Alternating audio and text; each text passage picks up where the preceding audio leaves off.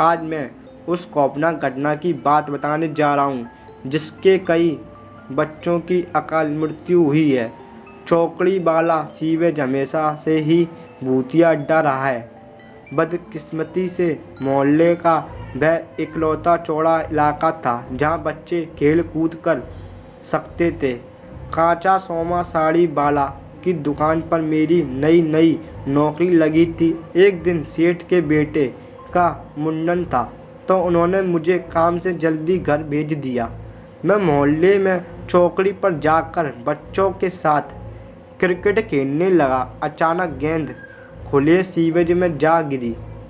पास खड़ा हुआ नुकुल नारियल के छिलके से गेंद बाहर निकालने की कोशिश कर रहा था। तभी उस खुली गटर में तेज हलचल मची। नुकुल बड़ी तेजी से वहाँ से दूर हट गया। सारे बच्चे मस्ती में थे।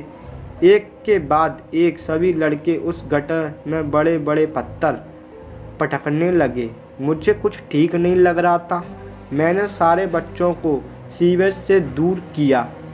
उसके बाद मेरी नज़र सीवेज के बुरे पानी पर पड़ी। तब मुझे ऐसा लगा कि पानी के भीतर एक पीली आँखें वाली विकृत आकृति छुपी थी और वहाँ से सिर फाड़ देने वाली बदबू आ रही थी। वह एहसास दिल दहलाने वाली। थोड़ी देर हुई तो हम सब घर चले गए। उस रात बार बार खिड़की से मेरी नज़र चौकड़ी वाली खुली सीवेज पर जा रही थी। अंधेरी रात में मैंने देखा उस गटर के पानी में खलबली मचने लगी। एक घुंघराला साया सीवेज के ऊपर नाच रहा था। उस भयानक नज़ारे से मेरे पैर कांपने लगे। कुछ देर बाद मुझे वहाँ नुकुल दिखा। मैंने उसी वक्त जोर से चीख मारी।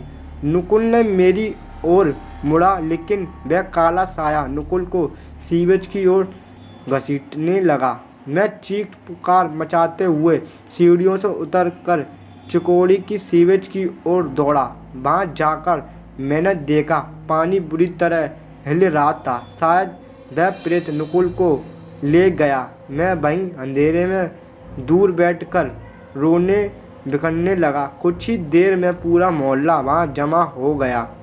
मैंने नुकुल के पापा को रोते हुए सारी बात बताई लेकिन वह चौंक गए जब उन्होंने खिड़की की ओर इशारा करके बताया कि नुकुल तो वहाँ रहा। नुकुल तो वहाँ खड़ा है खिड़की के पास। उस रात लोगों ने मेरा खूब तमाशा बनाया। मैं चुपचाप अपने घर में चला गया। 3 दिन बाद पता चला कि मोहल्ले का एक लड़का अतिम बुखार की वजह से गुजर गया। मैं उसके घर गया तो मैंने देखा उसके हाथ पर काटे जाने का निशान था। अंतिम की दादी ने बताया कि खेल खेल में नुकुल के साथ झगड़ा हुआ था। तब नुकुल ने अंतिम को काट लिया था।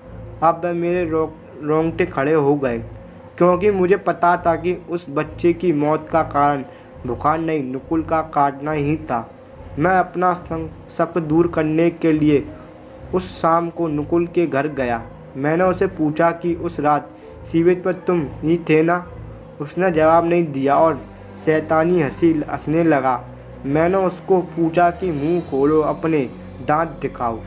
तभी मुझे नुकुल के शरीर से वह भयानक बदबू आने लगी। मेरे उस सवाल से वह गुस्सा हो गया। फिर वह मुझे पागलों की तरह घूरने लगा।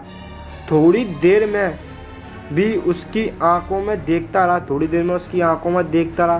तब मुझे उसकी आंखों में वही पीली चमक नज़र आई जो सीवेज के अंदर उभरी विकृत आकृति में दिखी थी।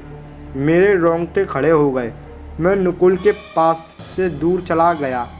मैंने पूरी बात नुकुल के माता पिता को समझाने की कोशिश की लेकिन वह सब मुझसे ही झगड़ा करने लगे।